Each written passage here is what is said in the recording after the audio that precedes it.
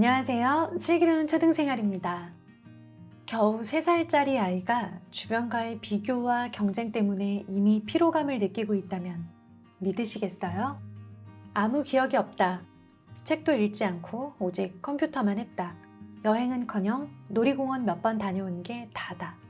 게임한 것 외에는 별다른 기억이 없다. 학원 다니기에 바빴다. 문제집에 파묻혀 살았다. 엄마랑 대화한 기억이라곤 성적 이야기밖에 없다. 그러곤 모두 하지 마라는 소리였다. 요즘 아이들의 청소년기에 대한 흔한 회상입니다. 너무 극단적인 이야기라고 할 수도 있겠지만 대체로 그렇다고 해도 과언은 아닐 것입니다. 한국에서 청소년기를 보낸다고 하는 것은 끔찍한 일이기도 합니다. 예전에도 그랬고 지금은 더 그렇습니다. 지금은 청소년기뿐만 아니라 아동기 전반도 그렇습니다. 정말 인생을 악으로 살아가고 있다고 해도 과언이 아닙니다. 우리의 삶이 극도의 피로에 빠져 있을 때 이 피로감 뒤에는 어떤 감정들이 뒤섞여 있을까요? 저는 그것이 분노라고 확신합니다. 피로감 뒤에는 삶을 이렇게밖에 살 수 없는 것에 대한 분노가 쌓여 있습니다. 그리고 모두들 이 분노를 어떻게 해보려고 안간힘을 쓰고 있는 중입니다. 부모들의 강박으로 아이들은 3살 때부터 평가를 받기 시작합니다. 잘한다, 못한다의 구별 저울에 수없이 올라가 천재, 영재, 수재로 등급이 매겨집니다.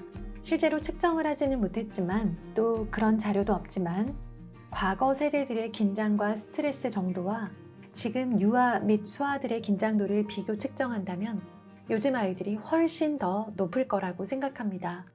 그래서 아이들이 각성된 채로 많은 시간을 보내고 더 격앙되어 있으며 더 민감해져 있다고 할 수 있습니다. 교감신경이 늘 더 활성화된 채로 살아가고 있는 것이죠. 아이들은 곧 실전에 투입될 병사처럼 살고 있습니다. 각종 사교육기관에서 시험 보고 평가받고 테스트 받고 또 부모의 평가도 받고 또래 아이들의 평가도 받습니다.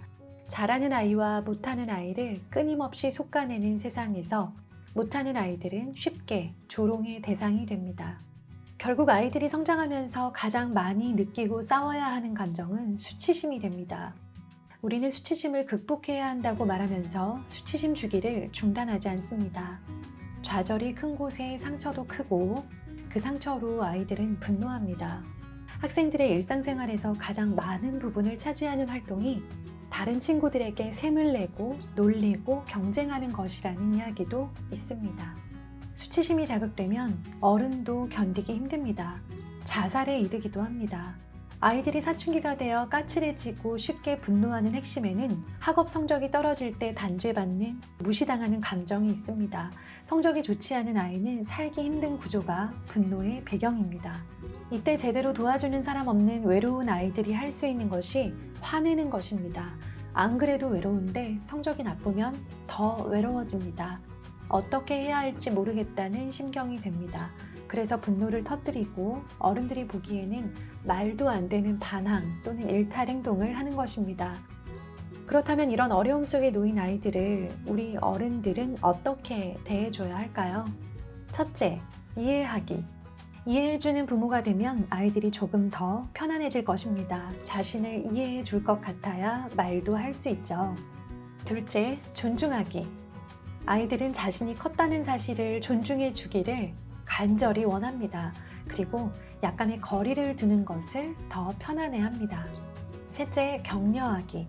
아이들은 부모만이라도 자신을 격려해 주기를 바랍니다. 세상이 생각보다 차갑거든요. 격려해 주지 않는 부모에게 힘든 것을 내색하기는 어렵습니다. 넷째, 긍정으로 답하기. 안 된다고 하는 말보다 된다고 하는 이야기를 듣고 싶어 합니다.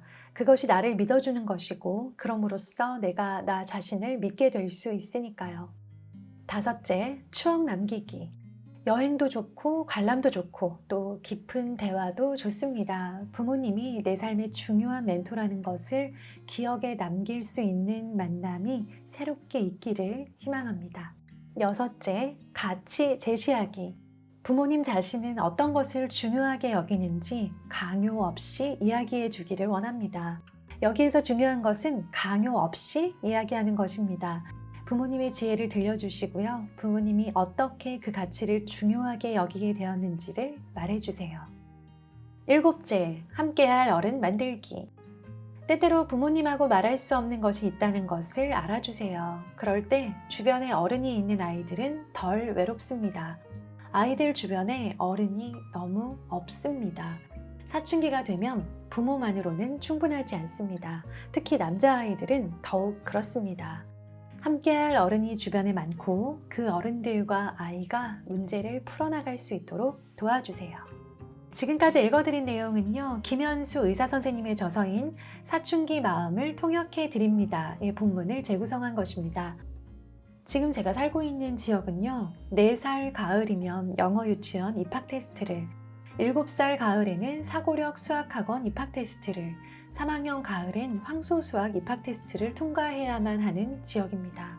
왜 봐야 하는지도 모르는 시험을 억지로 보는 것도 모자라 잘 봐야 합니다. 아이들에게 분노가 남지 않는 것이 오히려 이상해 보이네요. 지금의 아이들에게 세상은 참 차갑고 무서운 곳입니다. 언제나 평가하고 비교하고 더 잘하라고 강요합니다. 누구도 격려해주지 않고 더 잘해야 한다고, 더 열심히 하라고 합니다. 그런 아이를 격려해주고 그런 아이에게 삶의 멘토가 되어줄 수 있는 유일한 존재가 바로 우리 부모라는 사실을 잊지 않으셨으면 좋겠습니다. 그렇지 않고서는 사랑하는 내 아이에게 남겨지는 유일한 감정이 분노와 수치심이 될 거라는 점을 기억하셨으면 좋겠습니다. 어릴 때부터 시작된 경쟁으로 피곤해진 아이의 마음을 한번 들여다봐 주세요. 또 아이 주변에 어떤 좋은 어른이 있는지 살펴봐 주시고요. 아이와의 깊은 대화를 통해 우리 슬초 부모님들이 가지신 삶의 지혜와 가치를 전하기 위한 노력도 지속해 주세요. 공부만 혹은 성적만 강요한다고 될 문제가 아니라는 중요한 사실을 잊지 않으셨으면 좋겠습니다. 항상 노력하시는 우리 슬초 부모님들을 진심으로 응원합니다. 건강한 하루 되세요. 감사합니다.